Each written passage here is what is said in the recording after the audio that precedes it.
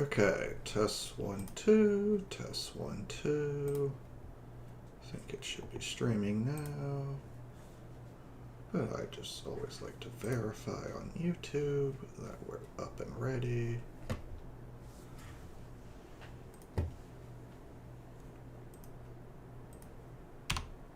Come on, come on, come on, okay. Me. Test 1, 2. Well, do you know I'm live? That's great.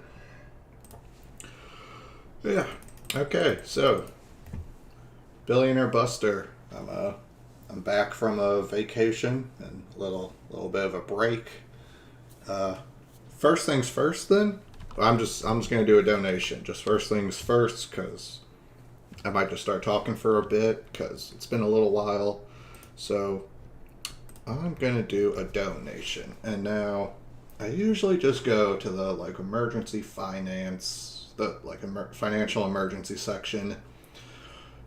Because, gosh, are there a lot of people who need help under that page.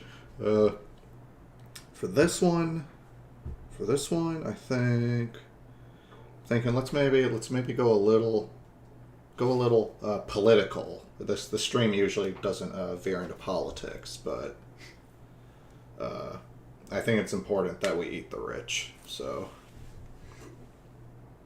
let's see. Baby, shit.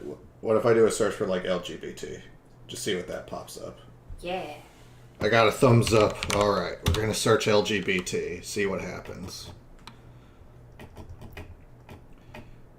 Oh, wait, this doesn't show me what it's, out of. Crap, I like seeing what it's, out of. Because if it's a small one, I feel like I can pop it over. Let's see. Well, alright, I guess I'll immediately go against what I just said. Wait, browse. Oh, just other as a category. Okay.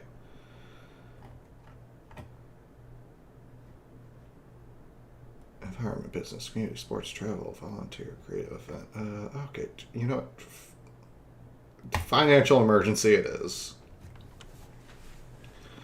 Financial emergency. Alright. I see a man and I see a baby. What's going on with Gary Pastor? Alright. Fundraising for our brother Gary Pastor. Gary is the husband to Mel and father of 4 children and grandfather to 2.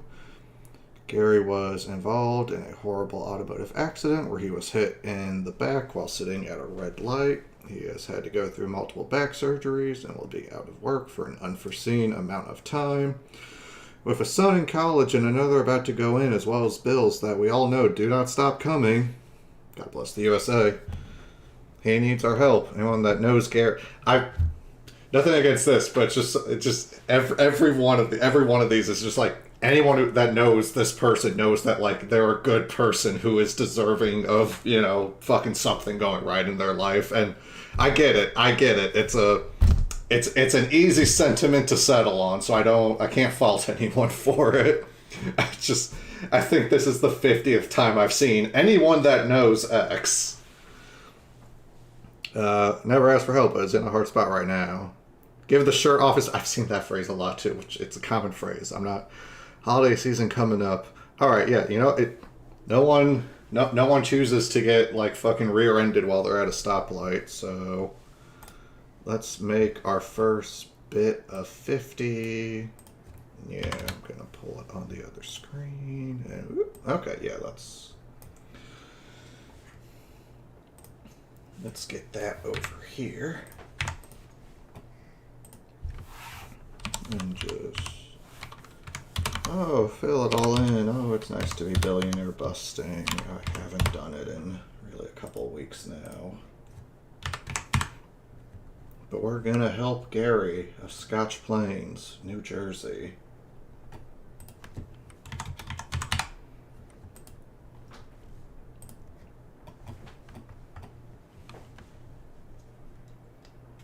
And we'll even post it to the Facebook too. Still haven't made the Twitter account for Billionaire Buster because I couldn't tell if Twitter... I'm still not sure if Twitter's going to just like fucking implode at some point. Things don't sound so good on the Twitter side of things still. But let's see. Yep, there's me. I'm doing my part too. Okay, so that taken care of. I've got a drink here. I had a drink before this because it's well, you can see the clock. It's 7:30 on my end.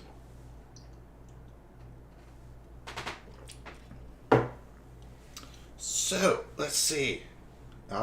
This will be. I'll try not to. I'll try to do this just quick. Just run through of kind of thoughts and little. I don't know. The like weekly vlog. It's just my life. I don't know, I'm just talking about my life a little bit. Write what you know and all.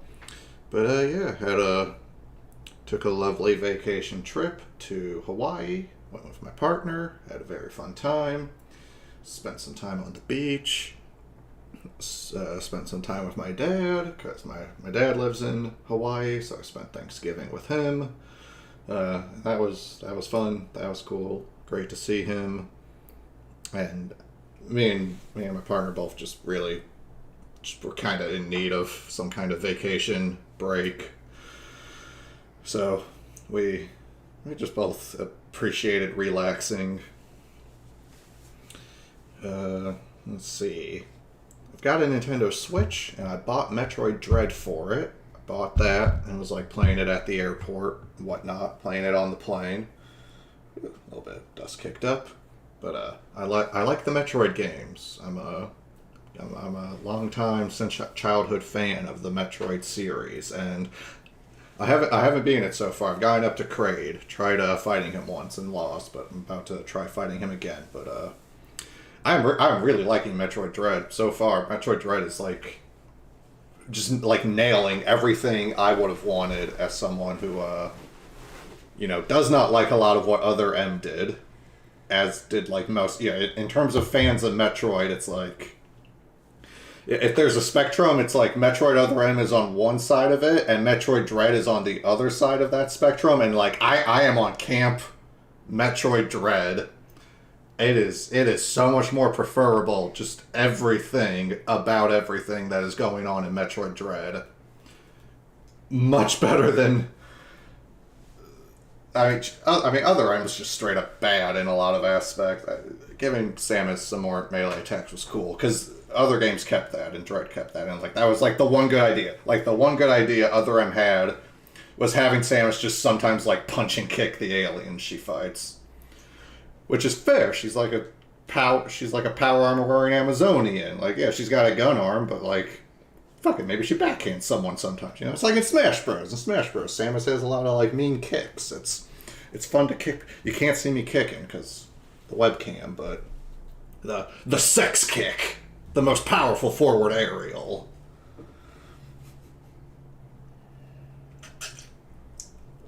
But yeah, I'm liking Dread. And let's see, yeah, came back. It's definitely winter. It's December. Not any snow on the ground yet. There have been some mornings here in Chicago where there's a little bit of snow on the ground, but nothing enough to keep. But it is fucking cold outside, so I am wearing layers. I am wearing a sweatshirt out of need. Usually I gotta put on clothes to stream. Not today. Not today. I bought a bunch of thermal underlayers, so the thermal socks finally came today, so my feet, not gonna be able to see it, but just the like thickest, warmest socks on my feet right now. It's very comfy. And yeah, I guess you can kind of tell too, just that there's no light coming through my back window. It's like, oh, 7:30, sun is fucking set. It is dark out now. Let's see. I mean, just, I guess, if you pay attention to American politics at all, we had like the midterm elections semi-recently, and those went, I guess, better than expected for the Democrats, so that was nice. And And just recently, Warnock beat Walker in Georgia. So let's see what that tally. Georgia runoff. Oh yeah, dab on him. So first things first. Fuck everyone who voted for Herschel Walker, and fuck Herschel Walker, because he sucks. Don't take it from me. Take it from his children, who are constantly talking about how he's an abusive piece of shit. I mean, if anyone would know, it'd be them. They live with the guy when he's around, and not fucking other women and impregnating them. Because he's a good Christian. He's super devout. But yeah, so I guess 51 Dems in the Senate. We'll see what Manchin and Sinema, see how they decide to like fuck the dog for the next 2 years now. But yeah, go blue Georgia. Make the MAGAs cope. Remember, if you're a Republican, the voting system is broken, and I mean, there's like not even a point in voting because the Democrats are just going to steal it anyway. So I mean, the Democrats would love it if you wasted your time voting when, like, they're gonna rig it with their Chinese bamboo voting ballots. You should spend that day walking around wearing Donald Trump merch instead. That will do so much more to make America the greatest forever. Max. But yeah, so that was just a bit of politics happening in the USA. Oh, I do like we already got enough like actually brain damaged Republicans in Congress. We don't need any more in the Senate. Herschel Walker is just he's not okay. He's not. He seems to be suffering from a serious case of having been hit in the head way too many fucking times to like be doing shit that involves your brain. His brain's been rocked a lot. You can tell on account of the fact that he seems like a confused child half the time when he gets up in front of a mic. I don't know. If there's a clip of him, all those clips of him fucking flashing his like Captain Crunch police deputy badge because he backs the blue. He backs the blue so much he's even a cop too. He'll arrest you, you fucking Democrats. I don't. Does Herschel Walker know why he was running for Senate? I'm not sure he does even, because I sure as fuck don't. Especially because he lost. Oh, middle finger dabs. Middle finger dabs. Dab on Herschel Walker. You might be fit as fuck, and someone I actually wouldn't want to challenge to a fight, but you still lost. Oh, yeah, as evidence of me going to Hawaii. Oh, I don't know how it's going to fit, but day one, bought the straw hat, felt like I was Monkey D. Luffy the whole time. And, surprisingly, it's really fucking sunny and hot in Hawaii. It is so hot and sunny in Hawaii. You want that wide-brimmed hat. You're gonna suffer and bake in that beautiful Hawaiian sun if you don't have a little bit of headgear. So let's see.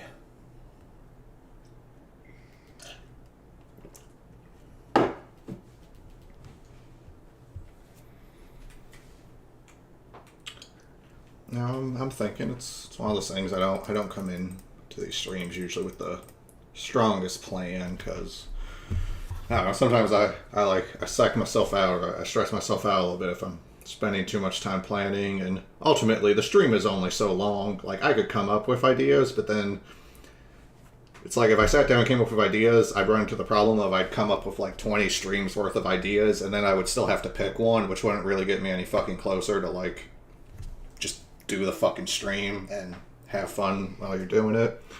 Because as soon as I start that stream and check that everything's working on the YouTube end, I do enjoy.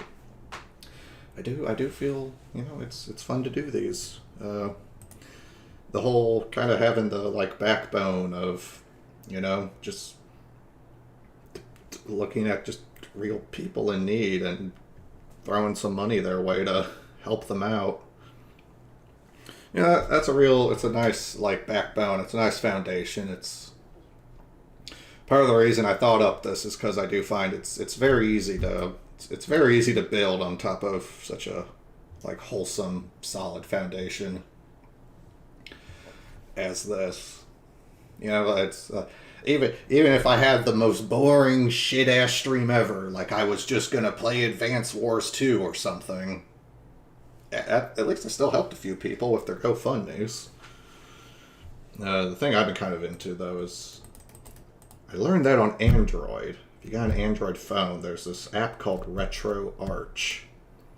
And I've only used it to emulate Advance Wars Dual Strike so far, but it's worked fantastically for that. And it program's a little complicated. I got it figured out pretty quickly, but I'm also not the right person to, like, set a baseline for whether tech is easy to understand or not. I can't remember it's come up. I did literal tech support for my first job out of college, so I mean, I can say with confidence I'm like top percentile for figuring out how tech works. So me thinking something was like, oh, it wasn't that hard to figure out. Like, I've installed Linux before. Like, don't tell your grandma I said it was easy. Like, that's not gonna fucking carry over. I've helped grandmas install Linux. Not quite that, but the people who call in for tech support, you know, it's simple products get you simple customers. It's a fun time, as we used to say.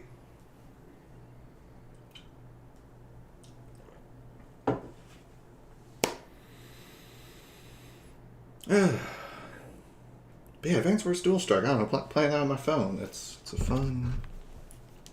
You just fucking do that right now. But just, yeah, it works real well because, I don't know, it's just a turn-based game.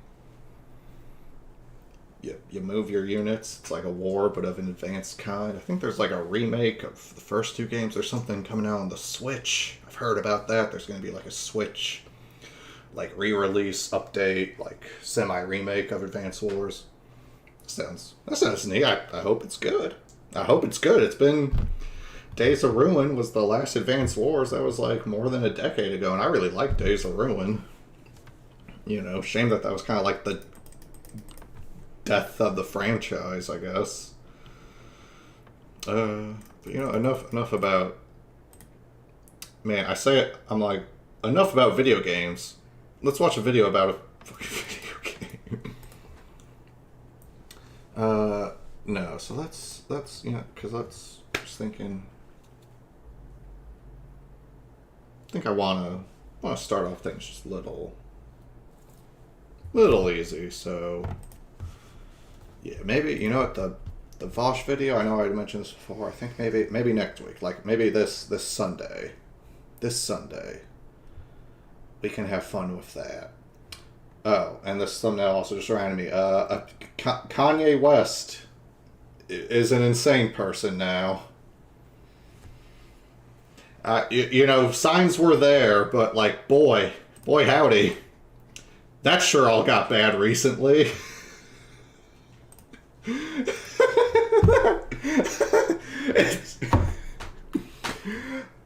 not even gonna, yeah, whatever. The man's not well.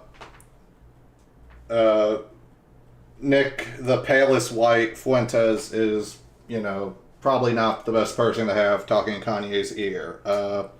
When you're rich, it's really hard to get treatment for mental health issues, because when you're rich, you can just spend money to make sure you're fed and clothed and housed, and that really fucks up our society's methods for determining that someone's mental health isn't well, because it's like, I mean, is Kanye starving or going cold? Like, it's can't be that bad then. It's like, it's pretty fucking bad, actually. But so many people are talking about that. I don't have anything fucking original to add on the Kanye shit. What am I gonna say about Kanye? Just that shit's wild. And you know, just remember, you know, the Nazis, they were a movement. They killed a shitload of people, started fights with most of the world, and then they lost, and most of them got to fucking die. And, you know, Hitler's last moments were blowing his own fucking brains out in a bunker, because turns out he, like, kind of sucked and was shit, and, you know, all those Germans who voted for him in any way probably should have not done that for their own, for Hitler's own sake. I mean, the end of his political career was him blowing his own fucking brains out. Like, I don't think it didn't even work out for him, and he was like the top Nazi. Shit. You know, bad political system there when the top guy in it ends up blasting the bunker walls with his, you know, what little brain matter he possessed. It's like not a good philosophy. It's kind of like an anti-philosophy on account of how retarded and fucking stupid it is. But I was gonna like pull up something. Shit, what was I about to pull up? I psyched myself up. Wait, okay, no. I love you, Vosh, but we're not doing. Oh god, okay, YouTube. My YouTube add-ons. Can't see what I'm doing now. What was I about to pull up? Oh, yeah, this was it.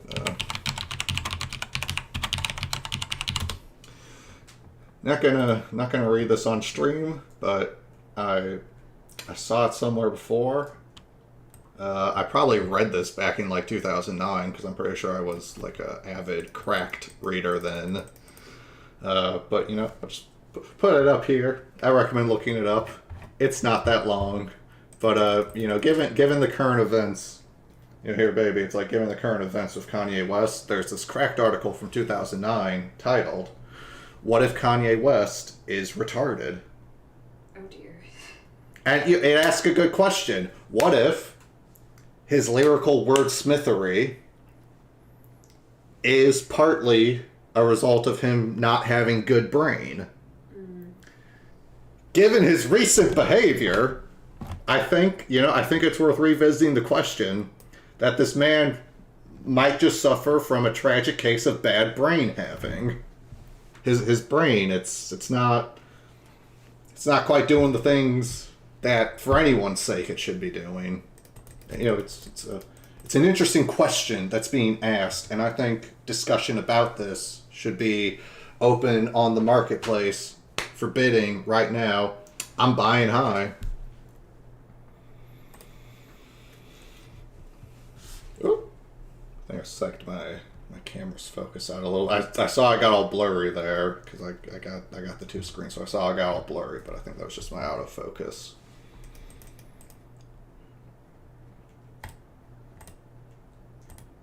Oh, no, I don't want to. Okay. The theater mode. I want to click outside the box sometimes.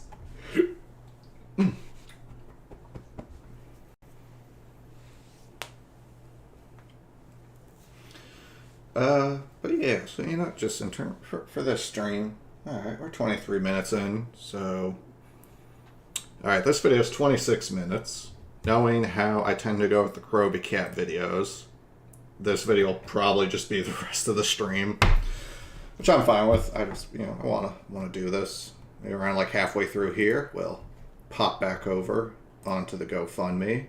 I'm trying not to like look too much now because it's just that I want to help all of them. Somebody help him. Somebody, fuck.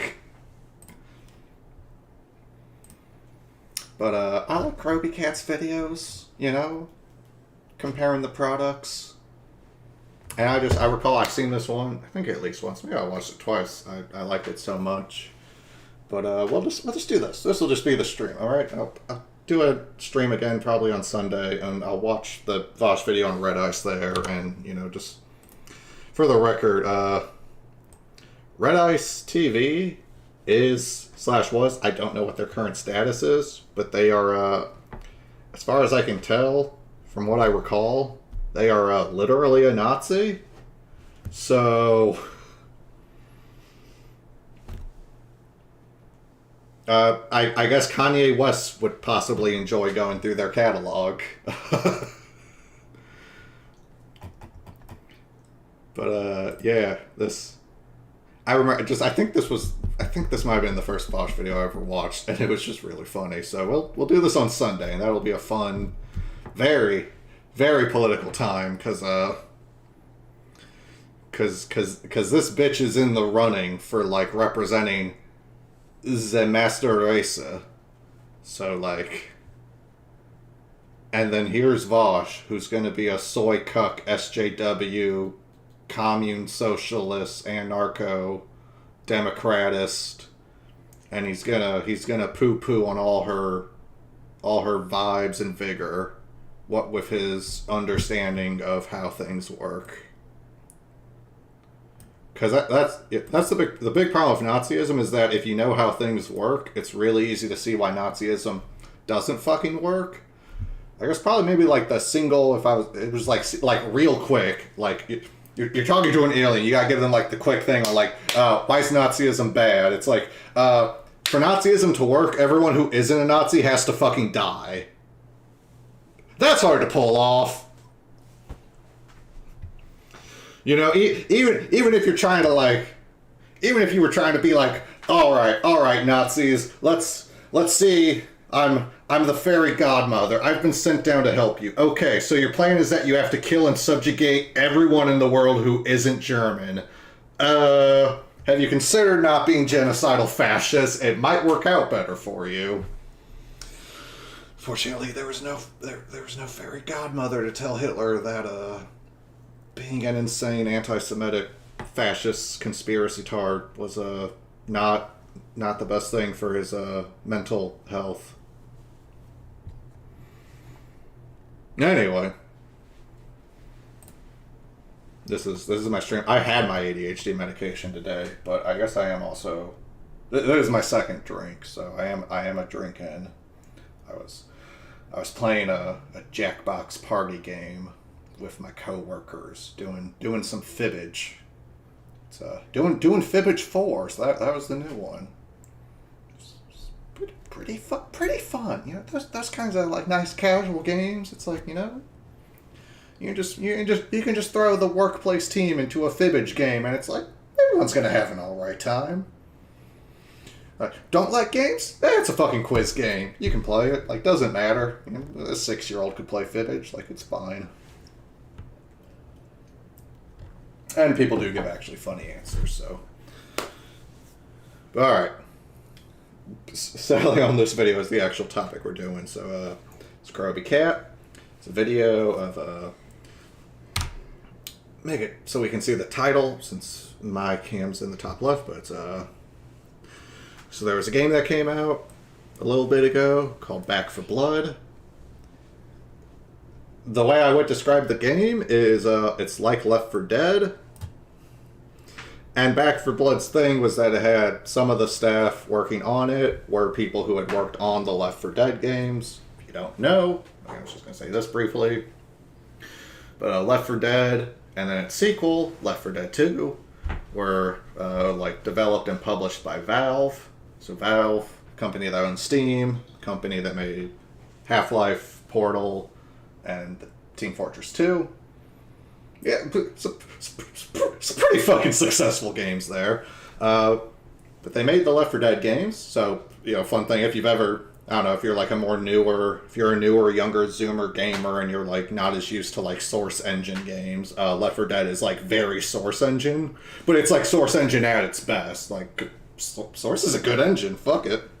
I've played a lot of games made on Source Engine. It's a good game engine as far as I can fucking tell.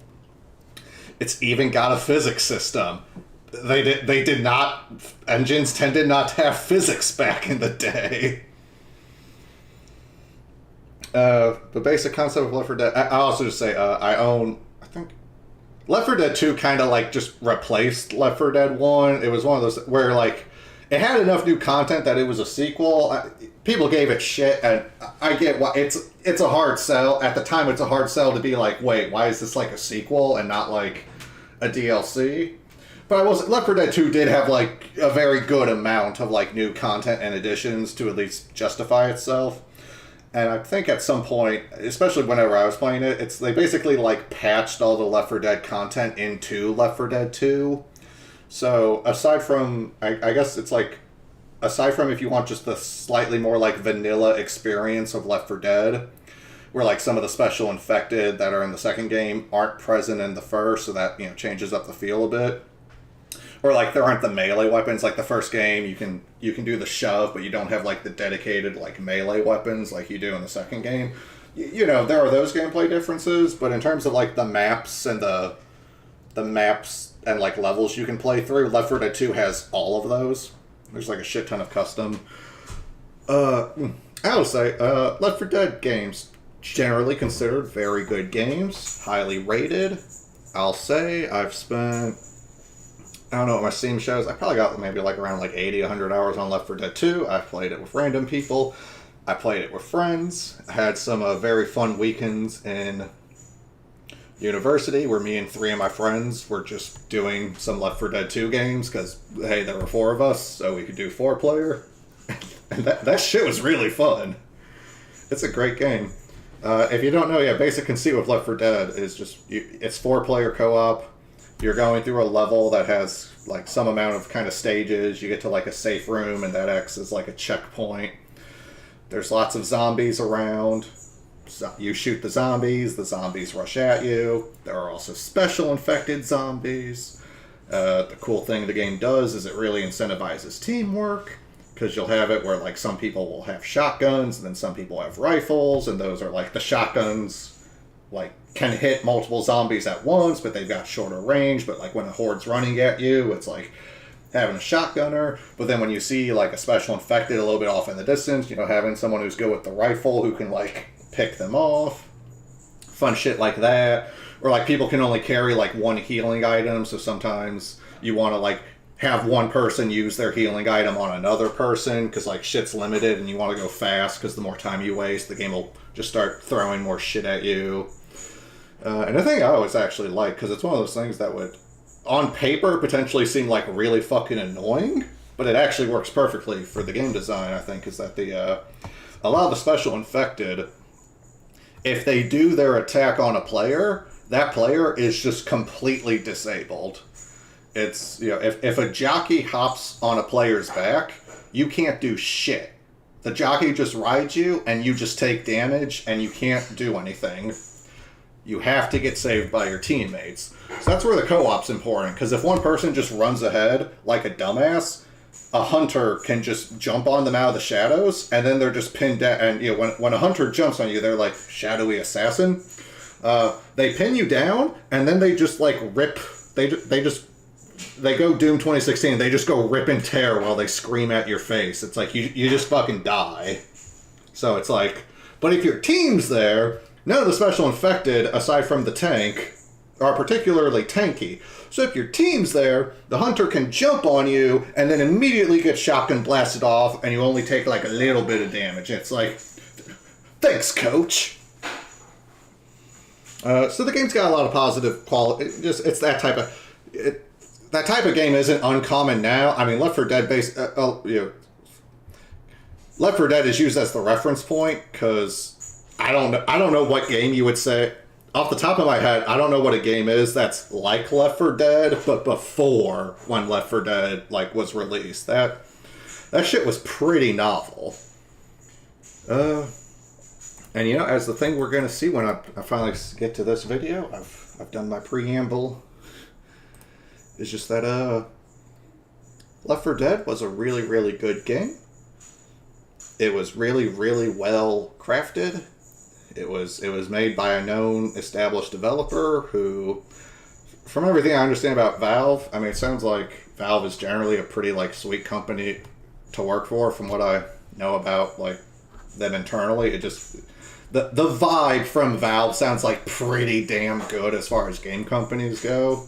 So it seems likely that like the talent at Valve is like top fucking talent. And just, yeah, if you've ever been in tech, or just if you worked for a company, you know there's a difference between like okay, this company has like 8 programmers who have been here for years and are like really passionate and have a lot of like expertise in their specific areas of focus, and that there's like a big difference between what that group will do versus the like, okay, we just hired 20 programmers from overseas, they'll be here in 2 weeks and they're going to make the product for us. It's just like, that might 20 programmers? Why not get 100 programmers from overseas? It won't make a fucking difference in the end product. It's, you know, what's the saying? 9 women don't get you a baby in 1 month. I know there's some, you know, more programmers can help to a point, but it can also be a thing where it's too many cooks spoiling the dish. That just like sometimes more programmers just means more people you have to manage, and if the programmers aren't the strongest, then it's just, you know, it's real like gym teacher just trying to get everyone to like fucking stay in the lanes on the track field, and just it's like, yeah, we're not going to set any records here today. I just want to get everyone to just run 4 laps and not start any fights. It can turn into that kind of thing. So we'll see. Basically, it's just that the new game, Back for Blood. Let me see what the title. Valve carried Left 4 Dead, and we can just see that. I'll tie this into the capitalist thing. It's just the fact that last thing, I swear I'm about to hit play, but I just want to check the release dates. Okay, Left 4 Dead. The first Left 4 Dead came out in 2008. So like, that's 14 years old. I was in high school when that game came out. And Left 4 Dead 2 came out a year later. And that was the thing where just some people, a lot of people were like, why is this like a sequel that I have to buy separately? Like, it's been like but you know, Left 4 Dead, it's Left 4 Dead 2, it's good. It's Left 4 Dead, but like 2, there's more shit. Now Back for Blood. I know it released recently. Why can I not? Where is? Okay, yes, October. But so this is important that just there's more than a decade. There is more than a decade of time between both of these games releasing.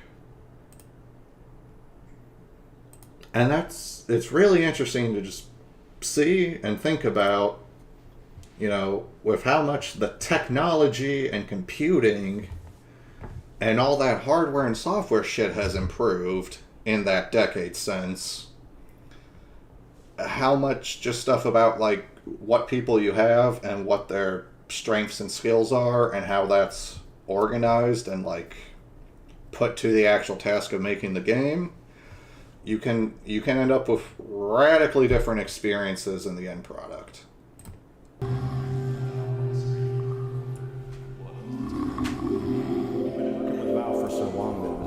For us to just show them stuff. They'd be like, here, check this out. We had a prototype up and running. Keep in mind, at this point, you know, the environment is all just big gray boxes. It's not pretty at all. The infected are still the sort of... So this is like one of the people who made Left 4 Dead talking about how it was made, because it was on the Source engine, which was Valve's engine, and Valve had Half-Life 2 and like Counter-Strike Source, and I think it would be after this, but like Portal, they ran on the Source engine. And a lot of games, a lot of like indie games and small scale games were made on the Source engine because Valve made it available to people and it was like a strong engine. But you know, he's talking about how the game started it was just like they kind of made a bit of like a mod, it's like a bit of a Counter-Strike mod. Counter-Strike is like a multiplayer, like team versus team competitive like style FPS shooter. So it's like, oh, we made a Counter-Strike mod where it's like they're zombies instead of terrorists that you're fighting, like cheesy terrorist zombies. I mean, it was already fun. So then it was just like, well, now we just got to make it look good.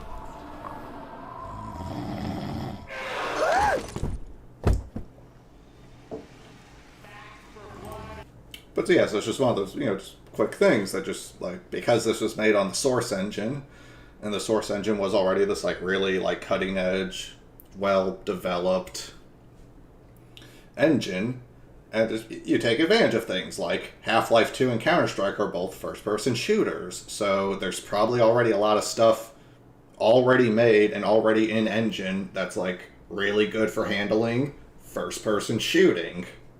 You know, guns felt good to use in Counter-Strike Source and in Half-Life 2, so it's like the thing where, the early slap-together mod, like, prototype alpha version of Left 4 Dead would have been playing as well as, like, Half-Life 2 did. And Half-Life 2 played pretty fucking good as a first-person shooter for its day, so it's like, that's a... Half-Life 2 is, like, a good floor to be starting on. Yeah. If you want a foundation for a first-person shooter, Half-Life 2 is a pretty good fucking foundation to start with. Turtle Rock Studios. This is pretty exciting for all us Left 4 Dead fans. Of course, you guys are known for all the amazing work, Left 4 Dead, and now you're building building on the legacy with this new zombie co-op shooter. What's new? What can you tell us about it, Chris? Well, we wanted to do more and bigger, right? Okay, here we go. Here's the gameplay reveal of Back 4 Blood. Not me. You all lost people. Lost someone close.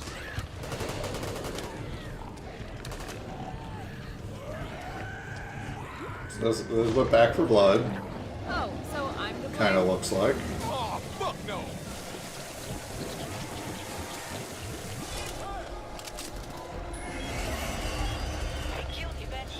revolver here, pistol here. Over there? That zombie's just vibing. He's part of the crew.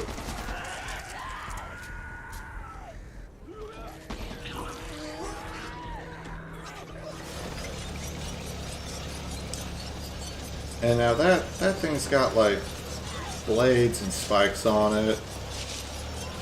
And the zombies are getting flopped away from it. That's probably not exactly what was desired.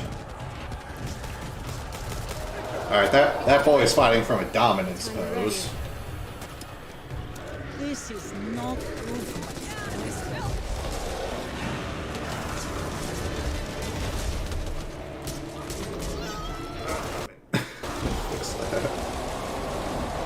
Okay.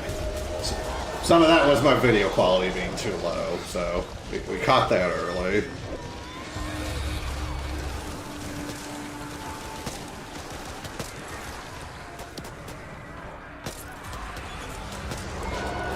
See, I've seen the video before, so I know how much better Left 4 Dead is gonna look. Despite being older, despite being a bit lower res. Since killing zombies is such a big part of this game, we invested a lot of time into making their death animations more dramatic. So this is like dev commentary that's like in the game. You can like listen to the dev commentary, yada yada, hear what their thoughts and intentions were. Than simple ragdolls. We had a professional stuntman on a motion capture stage perform about 100 different dying animations from different kinds of weapons and hit from different directions, like from the front or behind. We then combined these mocap animations with the physics-driven ragdolls. The result is a really cinematic experience, with zombies that stumble for a few steps into a wall, then slide down the wall and collapse, for example. It's the best. Oh, let me just as a gamer, as a gamer. That's pretty nice look. That's pretty good. For just like one zombie that could potentially be amongst dozens or hundreds, just like that, even that one zombie can have like slamming into a wall and like sliding down it, and like it legit works and like looks good and just happens easily. For a few steps into a wall, then slide down the wall and collapse, for example. Like I don't care that his hand clipped into his gut for a second. Like, whatever, it's a game from 2009, but like all that other shit that's excellent. That's like still top. It's better than Back 4 Blood. It's the best of both worlds.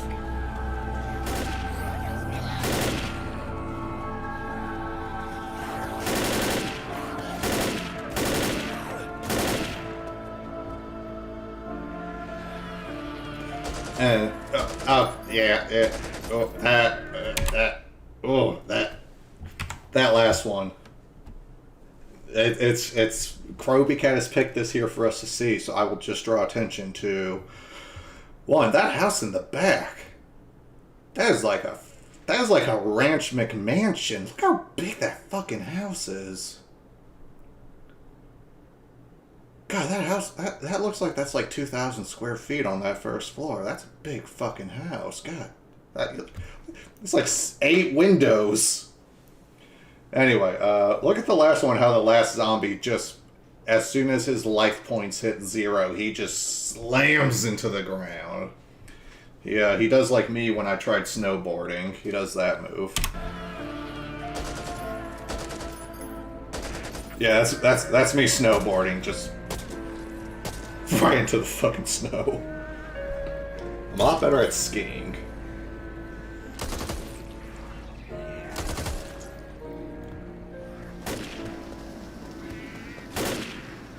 Ooh. Oh, like he like grips at his guts that you've shot. Like he's still got the human reflex to grab his wound. Oh, it's nice looking.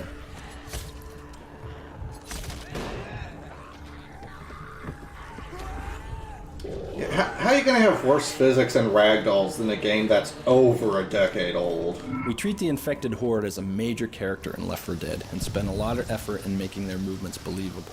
The common hordes stagger around, cough, vomit, fight amongst themselves, lean against walls, sit on the ground, and lie down as part of their wandering behaviors. When they see a survivor, they become enraged, taking off in a full sprint, leaning into their turns, trying to get to their victim. Oh, yeah. It's good animation.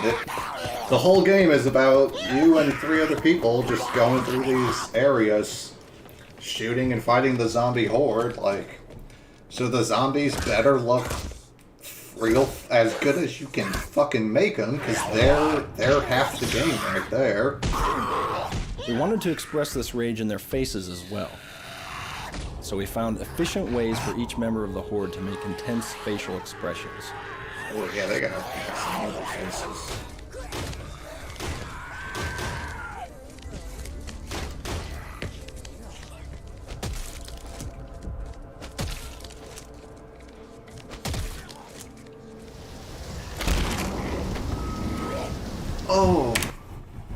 Oh, by comparison, look at how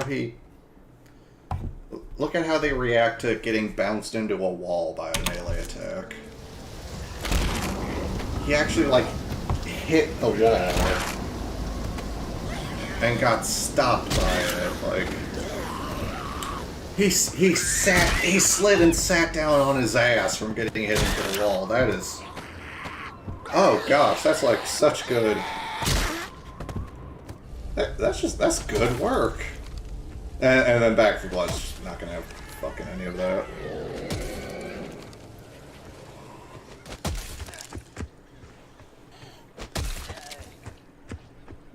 It was a challenge to create this diversity of looks for common infected and take advantage of unique clothing or uniforms in specific areas. For instance, lots of TSA agents are spawned in the airport, hospital patients around the hospital, cops in the streets, office employees in the offices, etc. It helped to reinforce the sense of a vast epidemic. We wanted to add further variety to Left 4 Dead 2's campaigns, so we extended this notion when we added the Mudman, the Clown, the Construction Worker, and the Riot Cop.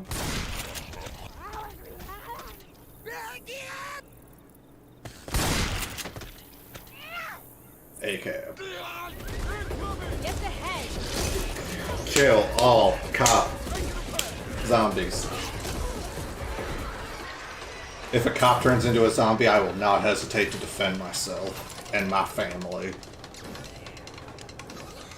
Okay, wow, that was rough with the fire there. So that they just, one, they get into a real twitchy animation, and 2, they trigger it the second they hit the button. Whereas this is like, this is great. That's excellent. First one was basic dog shit. This is like genuine, like, I'm not sure what to improve, aside from just like higher fidelity graphics because it's over a decade old, like, I'm not sure what to improve about that. That just seems pretty fucking on point. Whew. This lady did not care about having her arm shot off. That seems like it'd be a concern.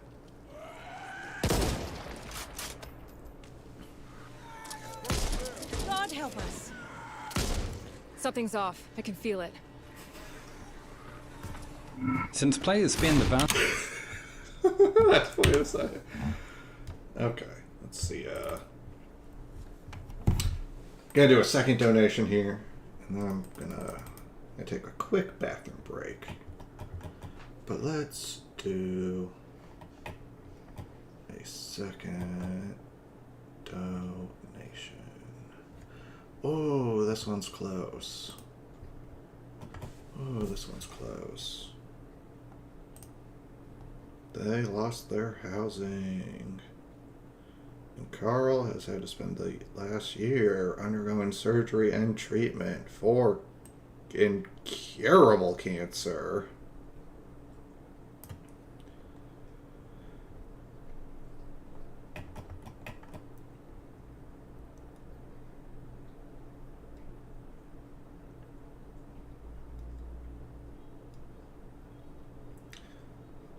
The fire marshal has told the church that if the Hart family doesn't move out by January 1st, they will disconnect the church from the power grid and start issuing daily fines.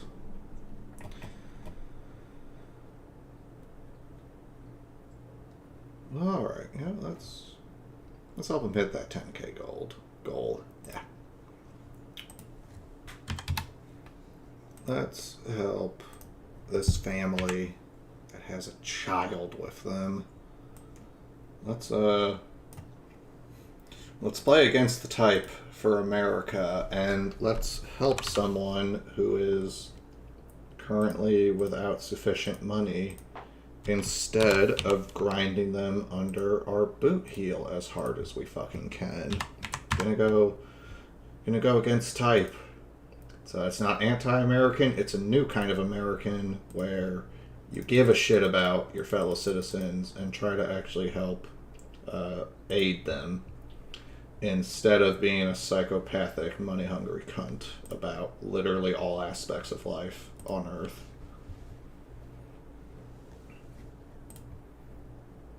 So, let's see. Donations in.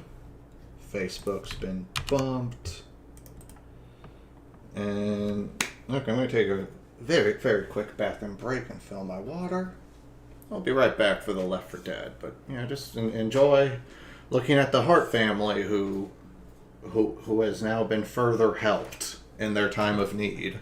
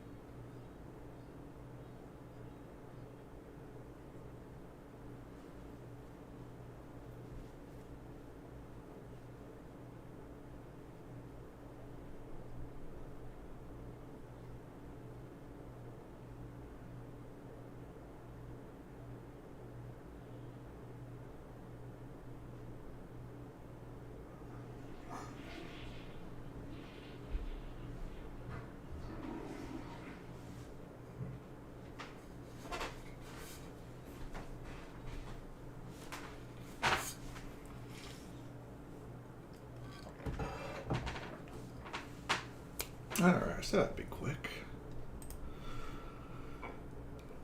Let's get back to it. Things off. I can feel it. Since players spend the vast majority of their time shooting the common infected, we wanted to improve the feedback and visceral nature of this experience. In Left 4 Dead 1, we provided only the ability to shoot off limbs. Now, in Left 4 Dead 2, there are 43 unique ways to damage an infected. Oh! Because many of these it's so wounds are brutal! non-fatal, players are able to wound an infected Oh, they shot his dick! resulting in about 780 possible They shot his damage zombie combinations. cock. He's Zockless.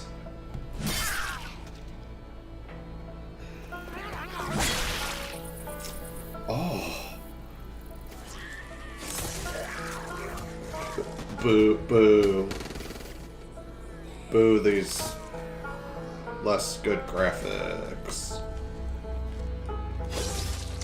I mean, but this is the kind of shit where if your whole game is about you, like, going around killing zombies with your pals, and it's like... Then this is like, you know, this is where... Oh, the entrails. You know, it's like this is your game. How the zombies look when you hit them and when they die is the game. And Left 4 Dead did everything it fucking could. See, yeah, okay, the problem with the Back 4 Blood is that some of the zombies disintegrate like they've been hit with like a Skynet nuclear bomb, and then zombies that are right next to them get knocked over like they've just been shoved very hard. So that's a bit odd. The Left 4 Dead 2s are, you know, it's like the damage is between like Sarah Connor getting like evaporated, grabbing the fence, and terminate. Yeah, I'll do it. Just, you know, fine. I'll pull that up. I'll pull that up real quick as a quick moment because I'm realizing the Zoomers out there, the Zoomers who might not have seen.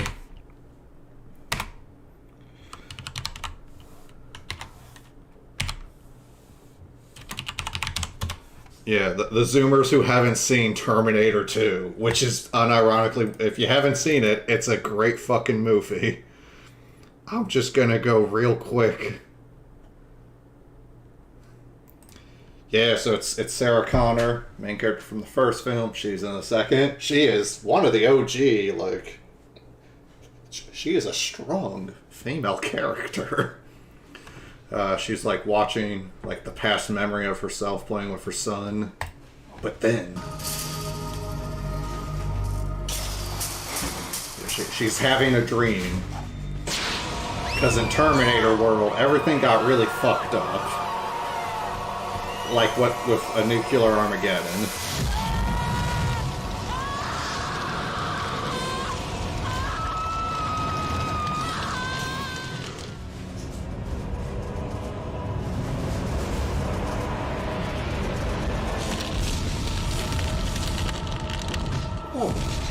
Oh, look at those miniatures get fucked up by the... Oh my gosh!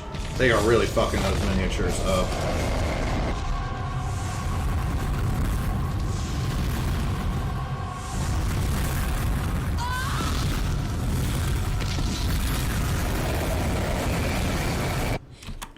So, okay, yeah, so I felt like with the explosive weapon in Back 4 Blood, that some of the zombies were doing like a Sarah Connor, and then some of the other zombies were doing like Breath of the Wild, like Link hit them with the big Kokiri leaf, and like the gust of wind has knocked the enemy off its toes.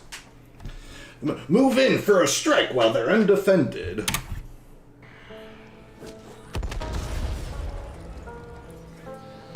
Whereas Left 4 Dead 2 is much more even. And there's... Because that's the thing, it's... Some of the zombies in Back 4 Blood, they're just like... fucking completely disintegrated. Here we get some body parts. We get some chunks and bits and pieces. The gibs. The jibs. However you want to pronounce that G. The giblets. The giblets. The gibbeting. They've been gibified. It looks pretty fucking good. Okay, wow, that liquid just looks... That's fucking nothing. That is nothing liquid. Left 4 Dead's gonna have better fucking liquid.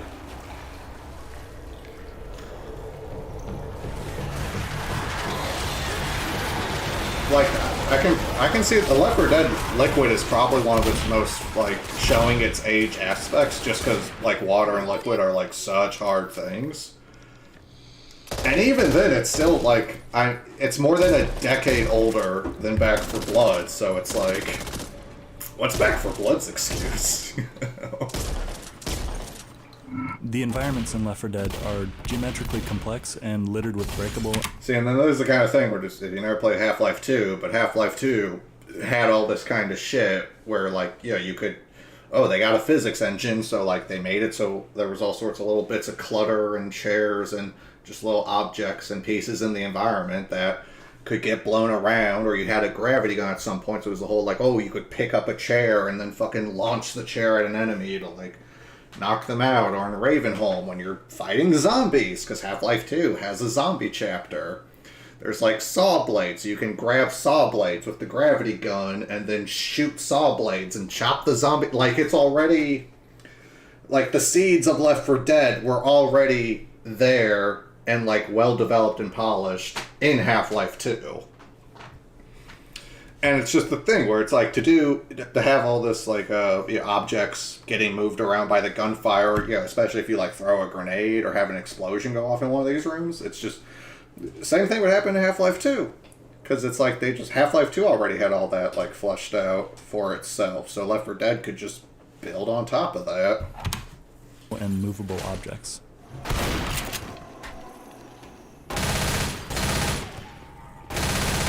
Now, say when you're playing Left 4 Dead, it is a very like nice little extra touch on things that just so much stuff gets fucked with and knocked around by you interacting with it in some way.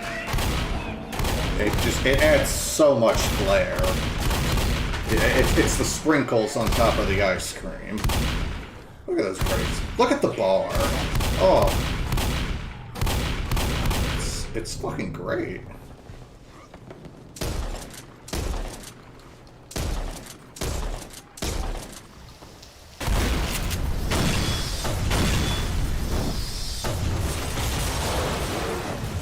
I don't know how realistic that is, but that's a lot more fun. Oh, look at that. Yeah, look at this classroom. Look at how much shit is in this classroom.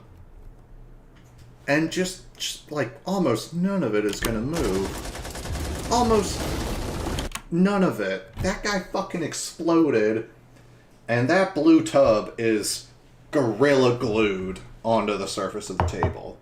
And that's the kind of stuff where, I'll say, no shade to any specific people working on this game, because I don't know what's going on with development. I'm going to assume the development process was just kind of like fucked, and the actual people just at their desks doing work, that's none of that is their fault. It seems like with the kind of issues they're having, the problems were probably like from either on high or just from like a more like wide-scale project management view. Because I guess it's one of those things where just, they were trying to like, their game's formula is Left 4 Dead. Like, and Left 4 Dead's already established, so it's one of those things where you just think about, like, if all you did was copy Left 4 Dead, but with newer graphics, you'd have an okay game. It wouldn't be like, say, just imagine hypothetically, it's not innovative or original in any way. Stuff is just renamed, but at least it's just Left 4 Dead, but with better graphics. That would at least be an alright game, because Left 4 Dead is a fantastic game. But they ended up, like, making a game that is, in terms of all its, like, gameplay features and presentation, is worse than the thing that is over a decade old and that they were copying. So I think the fuck-ups have to be happening on some sort of like high scale, like the project management, like general executive, oversight, planning. You know, maybe they just like didn't have enough budget and time, or they just like didn't have the staff they needed in order. But it's just that like, with all the benefit of a decade of hindsight towards Left 4 Dead, they couldn't even make a game that was functionally equivalent to Left 4 Dead. Yeah, that's bad. That's a failure. That's a total failure. You know, I mentioned Metroid Dread earlier. I can look at Metroid Dread, and I can look at an older game like Super Metroid, which is like more than 20 plus years old. It's from the 90s. And I can see where, compared to Super Metroid, Metroid Dread is basically, you know, did more and did better, or at least, you know, more presentation. Like, oh, you know, it's a 3D game, but it's also like, hey, there are cute little picture cutscenes when you transition areas. There are, you know, Samus's model is fully 3D, and there's a lot of like fluidity to her movements when you go back and forth or climb up things. You know, the gameplay, the map is a lot bigger. That was a big thing I was noticing, just like coming off of, you know, loving like Zero Mission and the Metroid Prime games. Is so far in Metroid Dread, the maps of the areas in that game are fucking huge. I'm surprised. It's like a pleasant surprise. I'm happily surprised. But playing Metroid Dread so far, like I said, I've only just gotten up to Kraid. The fucking areas are gigantic, and it's like, you know what? They should be, because on the Super Nintendo, I'm sure Super Metroid was like pushing what a Super Nintendo could do. I'm sure Super Metroid, there was like, you know, they couldn't go much bigger than that and have the game fit on the, you know, fucking cartridge. Metroid Dread, though, it's modern age, baby. Make those fucking maps fucking, you know, voluminous and labyrinthine. And that's fun. I enjoy that. You know, I appreciate, you know, it's at least, even if you ultimately liked the gameplay particularities of Super Metroid more, at least you can see that, like, Metroid Dread is like, you know, it's trying to find like new sides to polish. It's doing shit. It cares. And it's, you know, they showed that they were able to hit like the Super Metroid level, and so the job is to go beyond. Back 4 Blood was not able to hit the Left 4 Dead level, so that's a big fucking problem. Cause I saw this video way back when it first came out, and then I reinstalled Left 4 Dead and played it. And, you know, just for fun. I was playing Left 4 Dead just like a week or two ago. I was like just really drunk, and I was like, that's the one I played, Left 4 Dead. Fuck it. And Left 4 Dead is still a fun, functional game. You can get on it right now. It's probably pretty fucking cheap. And it's probably on sale every time there's a sale, because it's a Valve game. They don't give a shit. They're not trying to profit off of Left 4 Dead sales at this point. But just like, Left 4 Dead 2, more than a decade after it has come out, is more fun and a better, you know, it's obviously all a little subjective, but it's you know, we're watching the video here. Comment down below if you, for some reason, think Back 4 Blood is like doing it better, because I guess the models are higher res. So, I'm watching Citizen Kane, and it's like it's black and white, so I can't understand the story or hear what the characters are saying because I don't have full color on the screen, and I'm just a fucking caveman. I mean, a caveman would probably, like, fucking rip his own eyes out in, like, excitement and horror if he saw Citizen Kane, because, yeah, it's like a cave painting, but it's trying to kill him. Like, that's pretty crazy and nuts.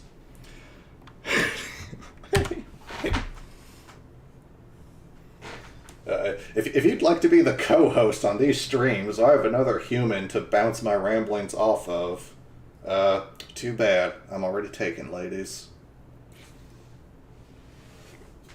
But, you know, yeah, let's go back a sec, because it's just, you know, the thing where it's just Source Engine, you know, it's dated. It's dated in ways. You know, I know if, like, you look at, like, a more modern, like, Battlefield game, and a building gets blown up, I'm sure the building getting blown up in, like, a modern Battlefield game looks a lot more impressive. So there are elements of, like, okay, for the time, yeah, you know, it was, like, a game from fucking 2008. Like, for 2008, this is, like, fucking, like, 10 out of 10.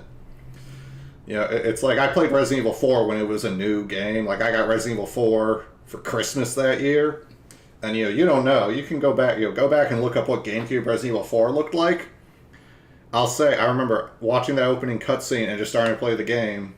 I mean, I'd seen previews and reviews. I was excited for it, but I just remember that Resident Evil 4 was the prettiest, just highest quality looking game I had ever set my eyes upon.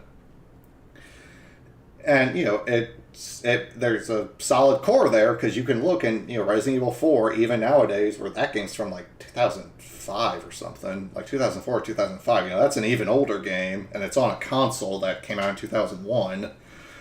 But it's like Resident Evil 4 still looks pretty solid. You can see the age in it, but it's like despite that age, it's still like you could perfectly well tell exactly what they're like going for and intending with all the visuals. And Back 4 Blood is just like seeming to lack a lot of those smaller, features that would just actually, it feels like the beta version. Like it feels like the beta where they've still got 3 more months of like graphical prettying to do. It's like if you ever see behind the scenes on a movie where it's like, when they're doing the visual effects and they'll have like multiple different passes they go through and they'll do the fine tuning. Back 4 Blood feels like it's one of those passes that's like step 3 out of 5, where it's like before they've like put the final lighting, like before the final real-time shadows have been added to the scene. It's still like at that step, and it's like, okay, but you gotta, what about when like the fucking realistic bullet and yeah. In terms of physics, I don't know how to stress this to youngers, but just, there used to not be physics in games, and then there was physics in games, and then the physics got more and more realistic and complicated.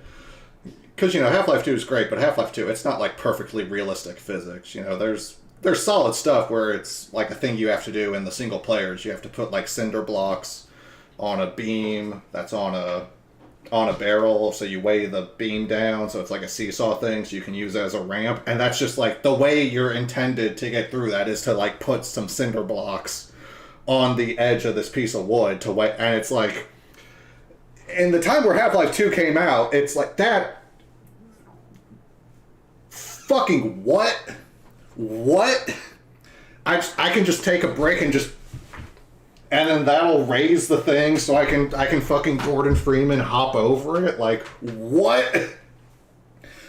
You play something a bit more modern. Like Breath of the Wild has that same kind of like fun physics stuff where it's just like, oh, there's also a physics system here. So Breath of the Wild has all the fun shit people do where it's like, oh, if you're on top of a hill, you can like take a bomb and roll your bomb down the hill and then like wait till it's right behind like a boulder and blast the bomb, and then it'll push the boulder into the enemy, and you can push a boulder like down a hill into the enemy camp, or you can use a gust of wind to like knock an enemy over into a river, and it's like that's really fun shit you can do with physics. And like Left 4 Dead's just it's oh god, I'm just ranting about games now, but just consider the physics and just the way we see things moving and interacting when this gas station like roof blows up. Like it's pretty nice looking. It's not perfect, it is, you can see the age of it, but like for you as the player just in this moment playing the game, it's like, whoa, it's doing what it needs to do. It blasts apart, it flips over, different pieces are coming down, they're slamming. Whereas you compare to this and it's like, you might have to look at it once or twice, but when you see it in contrast here, it's just like, oh, just nothing in this room, right? It's like nothing in this room gave a shit that zombie was there and exploded. The chairs in this room are just, they're the most stoic. They've got all points in composure. The chairs just... So what? Dude exploded 1 foot away from me? Like, what do you want me to do? Move? This restaurant Comparison, was one of then. the first areas we populated What with it should tables look and chairs. like. In early playtests, the survivor would pop a boomer, and the resulting explosion sent tables and chairs flying everywhere.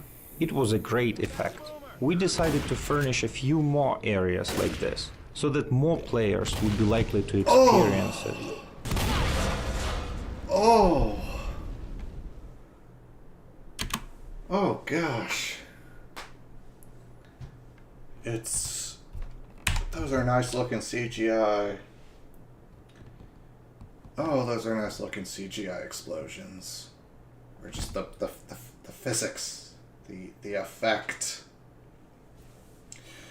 Yeah, it just makes me think. I'll try to wait till after the video to pull it up. But if you've ever seen one of those videos where it's like a bunch of people getting into a fight for no reason at a restaurant, or it's at like a Denny's or an IHOP, if you've ever seen, something I noticed in some of those videos is that, especially if it's like a big group of people that are fighting, is that just the chairs, and it's like the thing with Left 4 Dead here, where just all the chairs and condiments and utensils and just all that stuff just is fucking flying. By a minute later, it's like there's 12 tables knocked over, there's 15 chairs in one corner of the room, there's fucking ketchup bottles that have bursted and exploded all over the place. Like, shit is just all it's like a tornado went through the place after a bunch of drunk people getting like a fight at 3 a.m. at the Denny's. Like, and that's the shit. That's just that's real shit. It's missing in Back 4 Blood because there's just, for some reason, there's just like no physics happening on like any of those objects. They're all just like hard glued into the scenery, which is weird because just with a modern game engine, I mean, I can't imagine why because with a modern game engine, it would just be so much easier. It would only be easier to just have like, and all these chairs, like make it so like gravity and like force moves them around and does like the default physics on them, because that's all you have to. That's kind of all. Shit doesn't have to be a perfect simulation of like quantum level, physics. Like, you can just have shit just move when it gets hit, and like that's good enough for a game. You can see with the Left 4 Dead that sometimes one object will just go fucking crazy, but it's like, but who cares? Like, a thing exploded. How not crazy is it supposed to go when a thing explodes?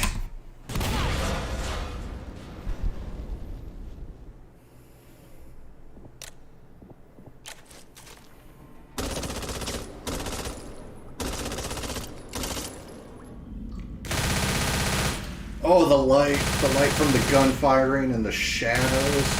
Oh, and the way the shadows like pulse. Lights on. From the variance in the muzzle flash.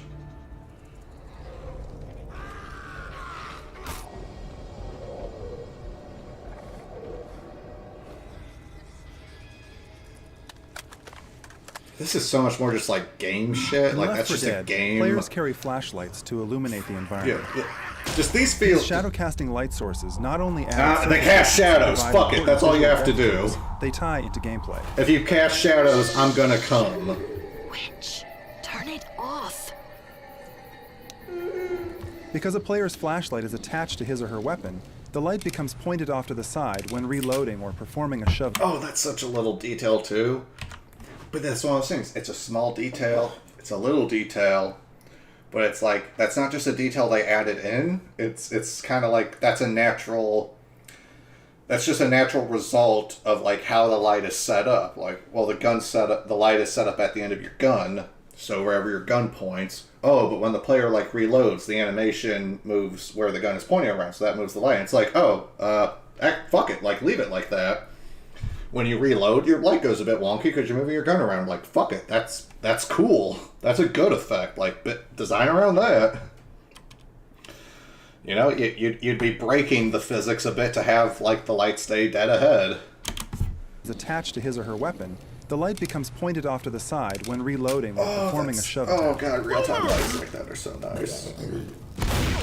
A lot of games still don't Left 4 Dead's do shit like that well. This encourages cooperation, as players know they may be left in the dark if they choose to reload at the wrong moment. Did you see that, Hunter? I didn't. And that's how easy a hunter is to kill when you got a group with you. This country will save you time on foot.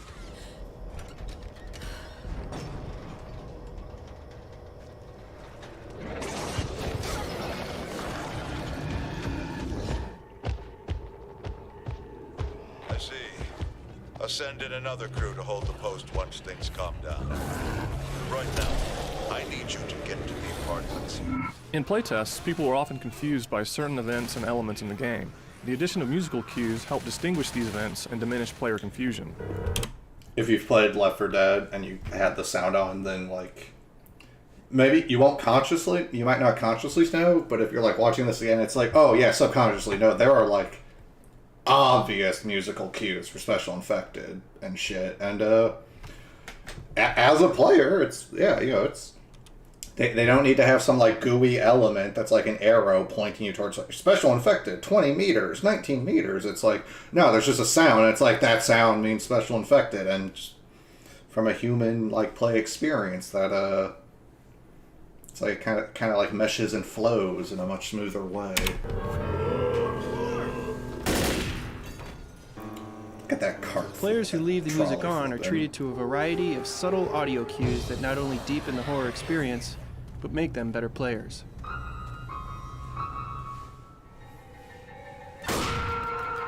We base the music on what the player is actually experiencing and not on what we want them to experience.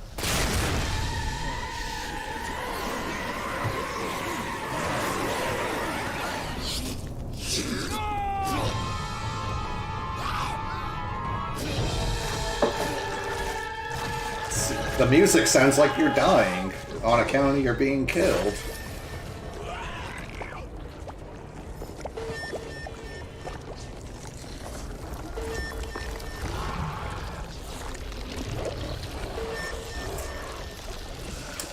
Doesn't, it hurts me in a bad way. It doesn't hurt me in a good way.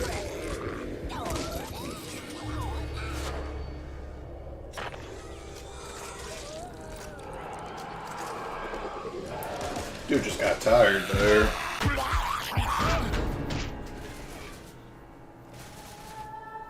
We keep the music appropriate to each player's situation and highly personalized. The music engine in Left 4 Dead has a complete client-side multi-track system per player that is completely unique to that player and can even be monitored by the spectators. The player sounds good. That's a cool thing to do.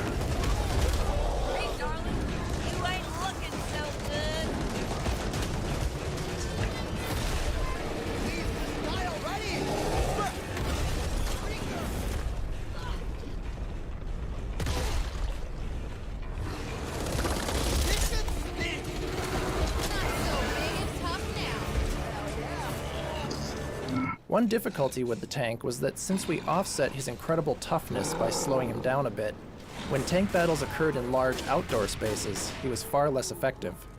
To offset this vulnerability, we added his rock throw and car slugging abilities. Which works really well with the physics. Oh gosh, it is scary when a car comes fucking flying at you. Francis and Bill's down. Finish this for me. There, easy now. Thanks. One more scar for the collection. Who the fuck shot me? Watch where you move in the future. Oh!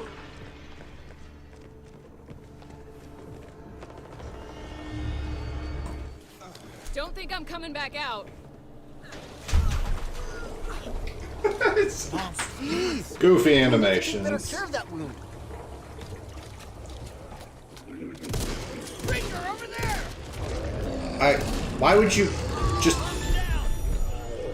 Why would you not make it good? This Fuck. is our world.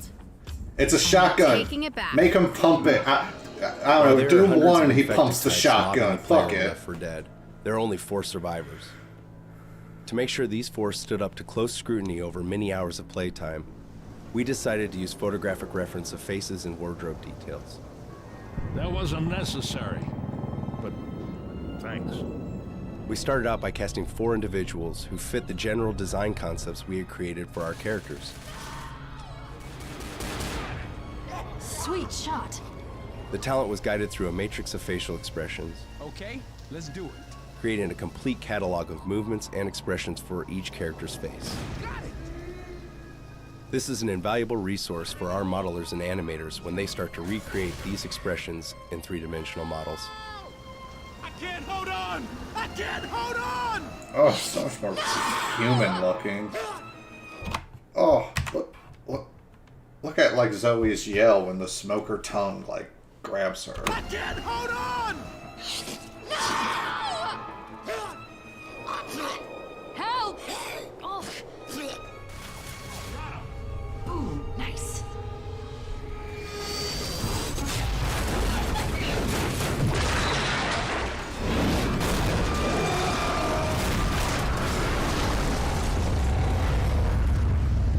Holy crap! Holy shit!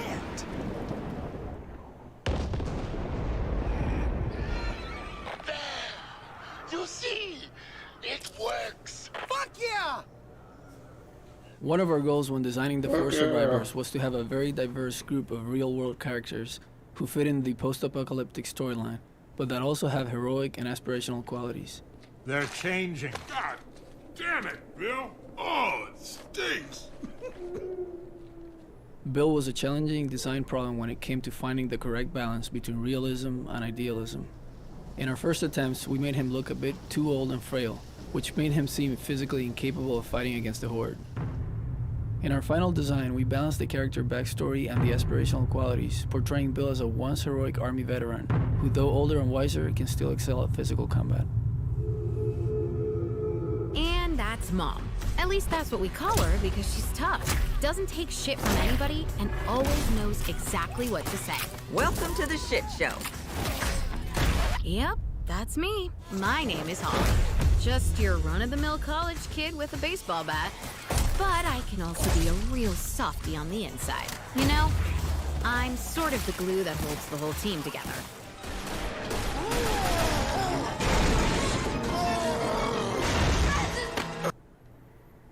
Because it's just, she says she's the glue that holds the whole team together, and it's like, I bet that's correct. I bet in terms of how the game and the characters are written, she is written that way. But then she just says it about herself. That's a little weird. Like, what if one of the other characters heard her say that she's the glue that holds the rest of the team together, and then they said, fucking crazy bitch, the fuck are you talking about? You know, just here. Well, quick pause here. Do another donation. Finish up this video. That'll be the stream, I think. So let's. Oh, this one's really close, and I read the first 5 words there, and now I'm sad. A reckless driver tragically killed Ayanna Woods and her sister, Devon Wilson, on Tuesday, November 22nd. She leaves behind 2 children, ages 18 and 13. Man, that's really fucking sad. Right?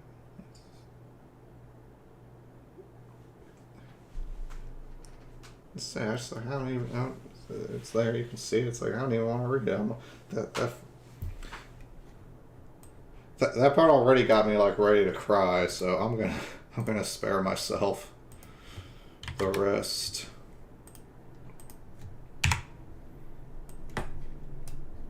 But let's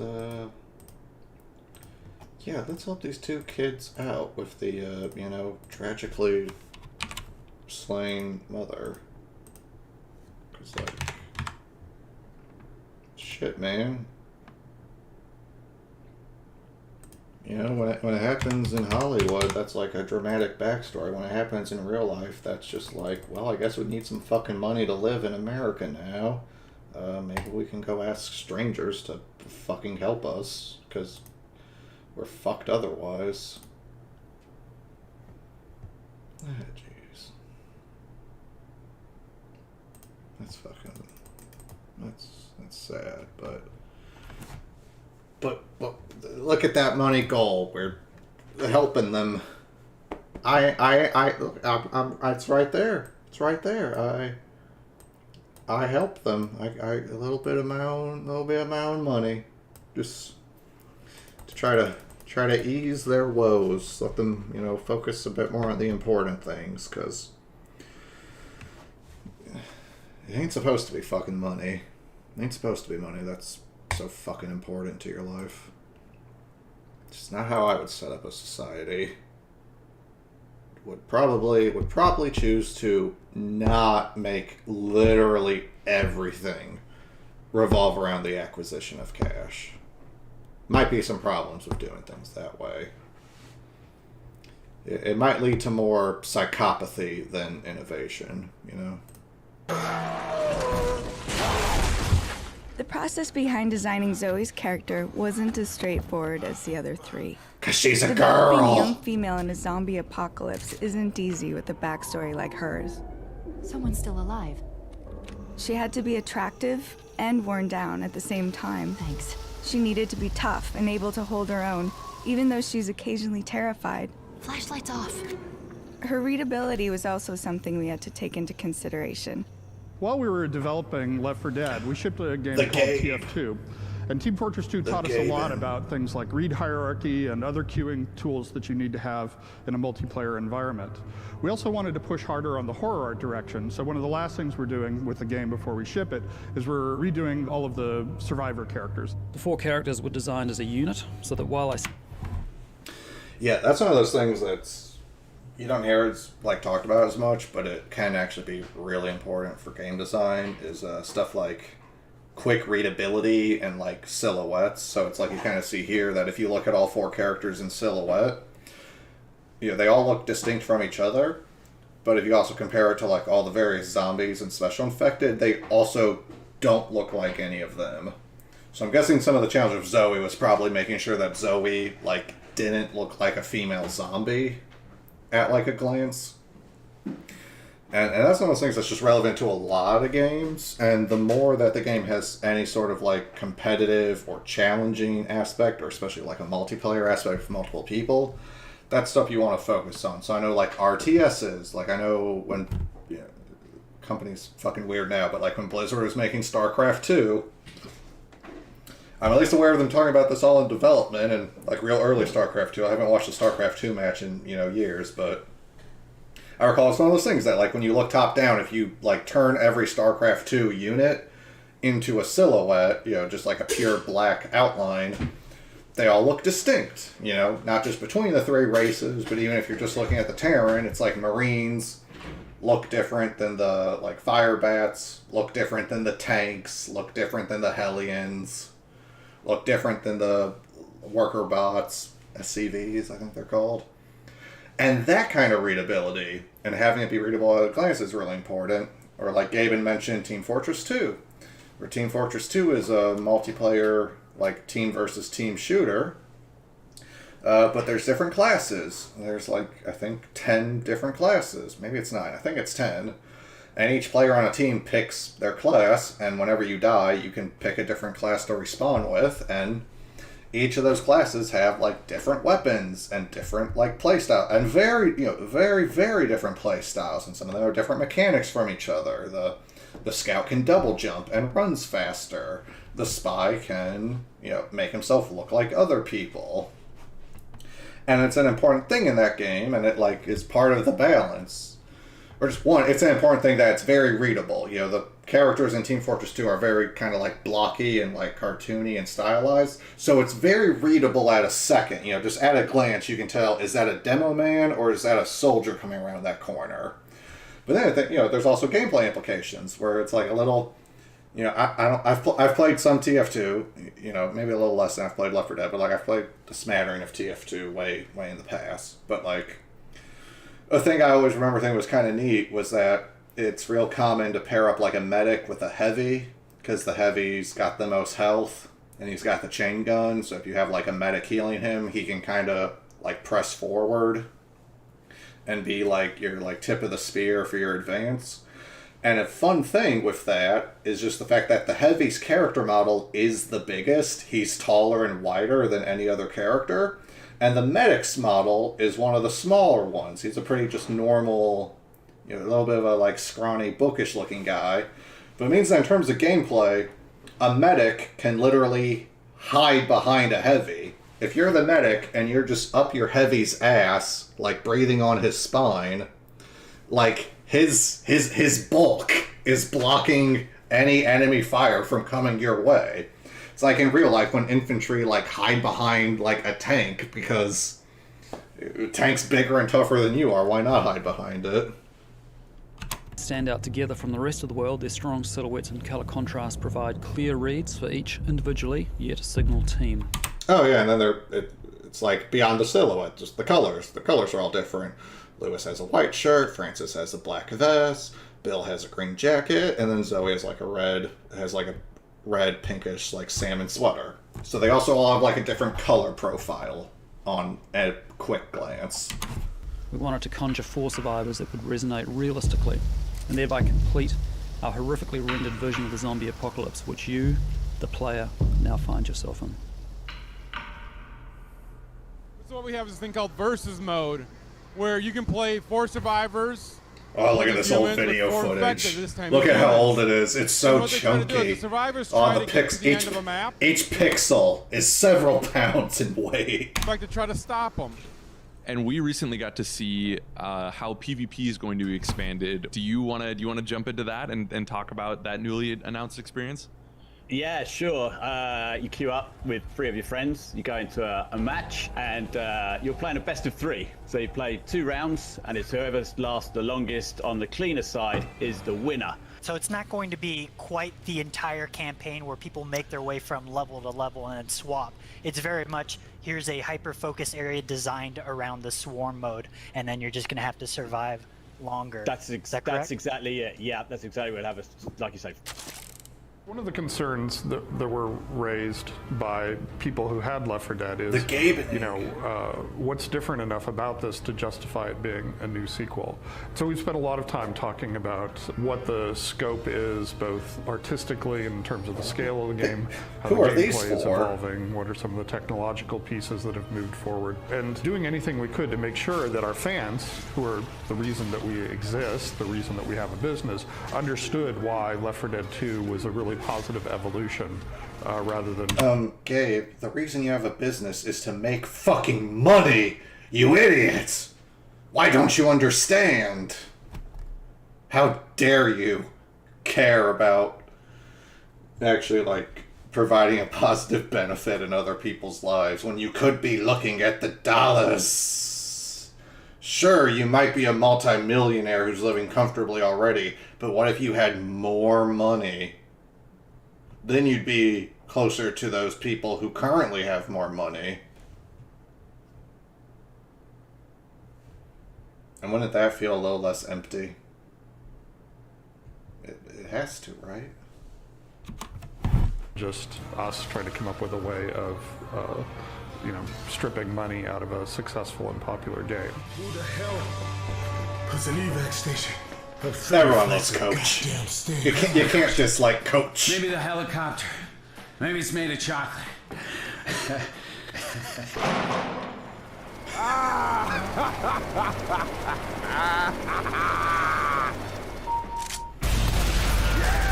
have not come this far to die now. Look at the mods. Pipe bomb out. The Stumble Chums. Is Back 4 Blood gonna facilitate the modding community at all with the online element, or is it gonna... Lady, we can barely facilitate being a fucking video game. Cool your jets. purely be contained game files? It's contained. We're at launch for sure. Yeah, we're not going to have anything like that available then. For sure. If you listen closely, you can hear my heart break. That's why I did, sorry. Yeah. Valve retains Left 4 Dead, and they signed us back our logo and name. Mike's decided he was done running his own studio. Here to talk about the co-op shooter is project lead Mike Booth.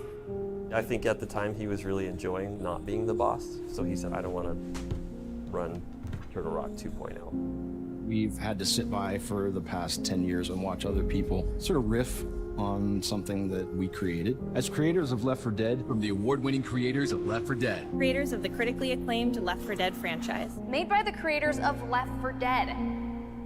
No. Make sure the 360 was up to snuff, make sure the PC is polished, and it's going to be spectacular now.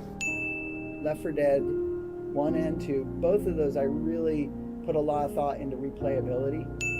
You can pull people back around corners that they thought they'd already got past, and it's a really interesting space for that, for Versus in particular.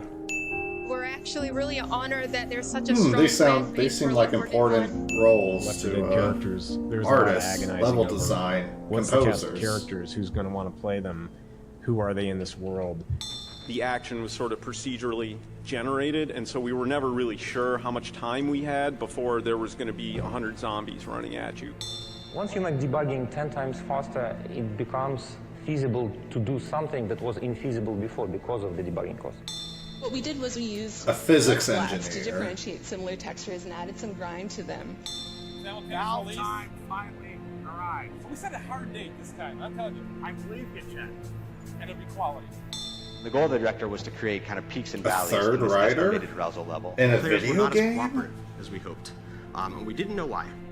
You guys refuted a rumor about Experiment. All right. Let me turn off the captions real quick. Experimental psychologist. You know, when your entire game is focused around 4-player co-op, probably have someone who knows a bit about the fucking human psychology on board. Might help you answer some hard questions you run into. Like, why my players acting this way? What the fuck? Left 4 Dead 3, and I hear the giggling already. So we're going to continue with this. Because you're playing the same mission a bunch of times, if we played the exact same line at the exact same location, it would be rapidly very tiring. What we wanted at Valve was to create an experience of playing through a really good horror film. Obi goes on to lead art direction for Team Fortress 2, then works on titles such as Left 4 Dead. But I also worked on Left 4 Dead, Left 4 Dead 2.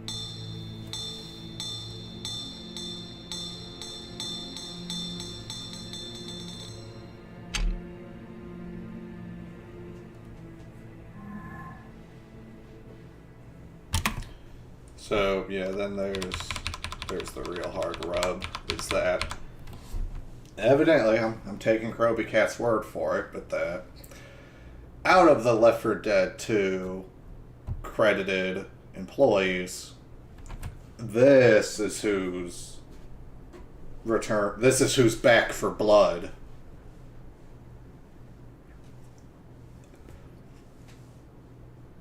That's why, I'll say, as a little bit of a way to protect yourself from capitalist propaganda. If a product is advertising itself as like from the makers of or from the company who did X, just check that shit. If you care enough that that's like gonna make it appeal to you, check who actually specifically worked on the shit. Because that's how you get Mighty Number 9, where it's from the creator of Mega Man. Damn, I wonder why it sucks so hard compared to a fucking Mega Man game. Questions that other people have answered in their videos.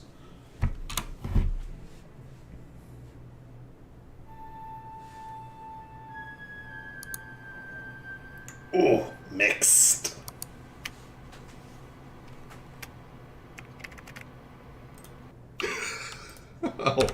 Oh, kick them while they're down. You know, wait, Back for Blood. Let's see, on Steam. What's it look like on Steam right now? My birthday is none of your goddamn business.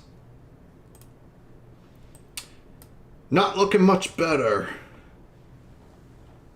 Maybe it's gotten better since then, but just... Okay, yeah, I don't know why. I'm not reading reviews, but just... There's more reviews, but... still a bit mixed. But alright. That was fun. I had fun watching that and talking about it. I feel pretty good about helping some of the people who needed help. I mean, gosh. I'm sure they're not complaining about the money that the Billionaire Buster has donated. You know what? We'll look at this in a few days. I think I should stream on Sunday. You know, assuming nothing like terrible happens, that would prevent that. Should stream on Sunday. Gonna have a bit of fun watching some ye old classic 3-year-old Vosh vids. Until then, though, I'm the Billionaire Buster. I don't like capitalism or the police. Fuck 'em. It's been a good stream. There's still happiness and hope in the world. And, you know,